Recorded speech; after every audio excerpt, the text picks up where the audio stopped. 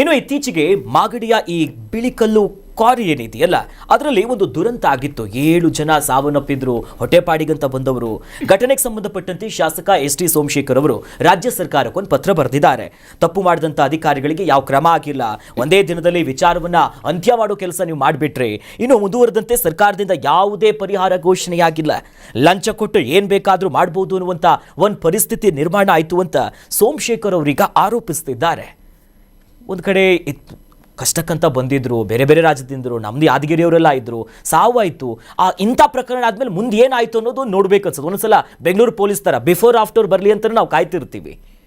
ಇಲ್ಲಿ ಸರ್ಕಾರ ಒಂಥರ ನಿರ್ಲಕ್ಷ್ಯ ಮಾಡಿರುವಂಥದ್ದು ಕಾಣಿಸುತ್ತೆ.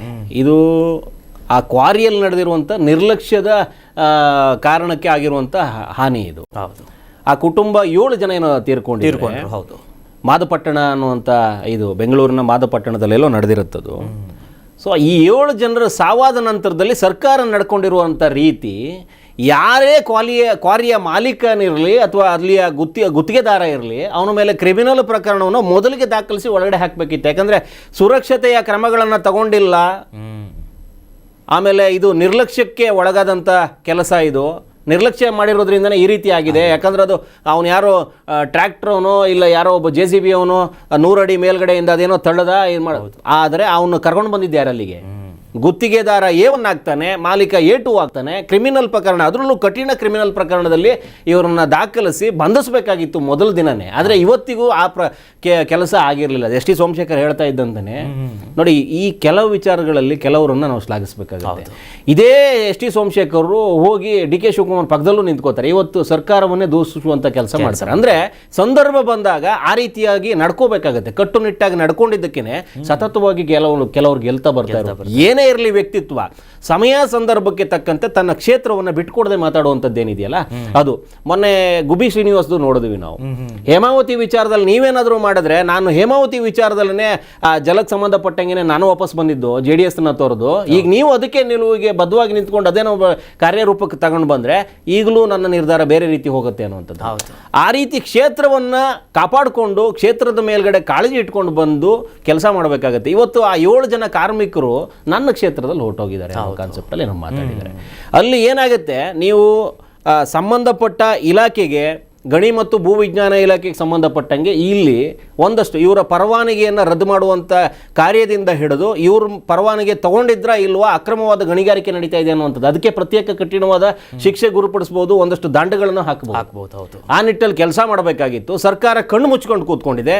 ಅವರೇ ಹೇಳುವಂತೆ ನೀವು ಯಾವುದು ಒತ್ತಾಯಕ್ಕೆ ಮಣಿದು ನೀವು ಅವ್ರ ಮೇಲೆ ಕ್ರಮವನ್ನು ತಗೊಳ್ಳೋದನ್ನು ದೂಡ್ತಾ ಇದ್ದೀರಿ. ಎಷ್ಟು ದೂಡ್ತಿರೋ ಗೊತ್ತಿಲ್ಲ, ಕ್ರಮ ಅಂತೂ ಆಗಲೇಬೇಕಾಗುತ್ತೆ. ಕ್ರಮ ಜರುಗಿಸಬೇಕು. ಕಾನೂನು ಇವರ ಮೇಲ್ಗಡೆ ಸುರಕ್ಷತೆ ಮತ್ತು ನಿರ್ಲಕ್ಷ್ಯದ ಅಡಿಯಲ್ಲಿ ಕಠಿಣ ಕಾನೂನು ಕ್ರಮವನ್ನು ಜರುಗಿಸುವಂಥ ಪ್ರಯತ್ನ ಮಾಡಲೇಬೇಕು. ಯಾರಾದರೂ ಒಂದು PIL ಹಾಕ್ಕೊಂಡಿರ್ತಾರೆ, PIL ಹೋಗಿದೆಯಾ ಅದನ್ನು ನೋಡಬೇಕು. ಹೋಗಿದ್ದಲ್ಲಿ ಒಂದಷ್ಟು, ಏಕೆಂದರೆ ಮಾನವ ಹಕ್ಕುಗಳು ಆಯೋಗ ಕೂಡ ಸ್ವಯಂ ಪ್ರೇರಿತವಾಗಿ ದೂರ ತಗೋಬೇಕಿತ್ತು. ಆದರೆ ಅವರು ಕೂಡ ಎಲ್ಲಿದ್ದಾರೆ ಅಂತಲೇ ಗೊತ್ತಿಲ್ಲ. ಅಂದರೆ ಕೆಲವೊಬ್ಬರ ಹೆಣಗಳಿಗೆ ಅಂದರೆ ಈ ತಾರತಮ್ಯ ಅನ್ನೋದು ಎಲ್ಲೆಲ್ಲ ಬರುತ್ತೆ ನೋಡ್ರಿ. ಇವ್ರು ಯಾರೋ ಬೇರೆ ರಾಜ್ಯದವರು ಅನ್ನೋ ಕಾನ್ಸೆಪ್ಟಲ್ಲಿ 7 ಜನ ಸತ್ತೋಗಿರೋರು ಬೇರೆ ರಾಜ್ಯದವರು. ಆದರೆ ಸತ್ತಿರುವ ಒಬ್ಬ ಮನುಷ್ಯ ಅನ್ನೋದನ್ನು ನೋಡ್ದೇನೆ ಬೇರೆ ಭಾಷಾ ವಿಚಾರದಲ್ಲಿ ಹೊಡೆದಾಡೋಣ ಅಥವಾ ಭಾಷಾ ವಿಚಾರದಲ್ಲಿ ಅವ್ರೇನಾದ್ರು ಬಂದು ಕೊಂಕೆತ್ತಿದಾಗ ಅವ್ರಿಗೆ ಏನು ಬೇಕು ಬುದ್ಧಿ ಕಲಿಸೋಣ. ಆದರೆ ಅಮಾಯಕರು 7 ಜನ ಸತ್ತಾಗ ಬೇರೆ ಭಾಷಿಕರು ಅವರು ಅಂತ ಅಂದ್ಕೊಂಡು ಅವರ ಹೆಣಗಳಿಗೆ ತಾರತಮ್ಯ ಮಾಡ್ಕೊಂಡು ಕೂತ್ಕೊಂಡಿದ್ದೀರಿ ಅಂತಂದ್ರೆ ಸರ್ಕಾರ ನಿರ್ಲಜ್ಜತನ ಅಂತ ಹೇಳ್ಬೋದು. ಹೌದು, ಸರ್ಕಾರ ನಿರ್ಲಜ್ಜವಾಗಿ ನಡ್ಕೋತಾ ಇದೆ ಅಂತಲೇ ಹೇಳ್ಬೋದು. ಆ ಇಬ್ಬರು ಗುತ್ತಿಗೆದಾರರು ಯಾರಿದ್ದಾರೆ, ಮಾಲೀಕರು ಯಾರಿದ್ದಾರೆ, ಅವ್ರ ಮೇಲೆ ಕಠಿಣ ಕ್ರಮವನ್ನು ಇಷ್ಟೊತ್ತಿಗಾಗಲೇ ತಗೋಬೇಕಾಗಿತ್ತು. ಈಗಲೂ ಆಗ್ರಹಿಸೋದಿಷ್ಟೇ, ಅವ್ರ ಮೇಲೆ ಕಠಿಣವಾದ ಕ್ರಮವನ್ನು ತಗೊಳ್ಳಿ. 7 ಜನ ಮನುಷ್ಯರು ಸತ್ತೋಗಿದ್ದಾರೆ. ಹೌದು, 7 ಜನ ಮನುಷ್ಯರು ಸತ್ತೋಗಿದ್ದಾರೆ. ಅವ್ರ ಕುಟುಂಬ ಕಣ್ಣೀರಲ್ಲಿದೆ. ಇವ್ರ ಮೇಲ್ಗಡೆ, ಗುತ್ತಿಗೆದಾರನ ಮೇಲ್ಗಡೆ, ಮಾಲೀಕನ ಮೇಲ್ಗಡೆ ಕ್ರಮವನ್ನು ತಗೊಂಡು ಆ ಕುಟುಂಬಕ್ಕೆ ಸತ್ತರು, ಬದುಕಿರುವವರಿಗೆ ಬದುಕು ಕಟ್ಕೊಡೋದಕ್ಕೆ ಇನ್ನೇನೇನು ಮಾಡ್ಬೋದು. ಇವ್ರ ನಿರ್ಲಕ್ಷ್ಯಕ್ಕೆ ಅವ್ರು ಸತ್ತಿರೋ ಕುಟುಂಬಕ್ಕೆ ಒಂದಷ್ಟು ಅವರಿಗೆ ಏನು ಸಹಾಯಧನವನ್ನು ಕಲ್ಪಿಸ್ಕೊಡ್ಬೋದು. ಮತ್ತು ಈ ಘಟನೆಗೆ ಸಾಕ್ಷಿಯಾಗಿರುವಂಥ, ಘಟನೆಗೆ ಕಾರಣರಾದಂಥ ಅವ್ರ ಮೇಲ್ಗಡೆ ಕಠಿಣ ಶಿಕ್ಷೆಗೆ ಗುರಿಪಡಿಸುವಂಥ ಕೆಲಸವನ್ನು ಸರ್ಕಾರ ಮತ್ತು ಮಾನವ ಹಕ್ಕುಗಳ ಆಯೋಗ ಸ್ವಯಂ ಪ್ರೇರಿತವಾಗಿ ಮುಂದೆ ಬಂದು ಈ ಕೆಲಸವನ್ನು ಮಾಡಬೇಕು. ಕರ್ನಾಟಕ ನ್ಯೂಸ್ ಬೀಟ್ ಫಾಲೋ ಮಾಡಿ, ಸಬ್ಸ್ಕ್ರೈಬ್ ಮಾಡಿ.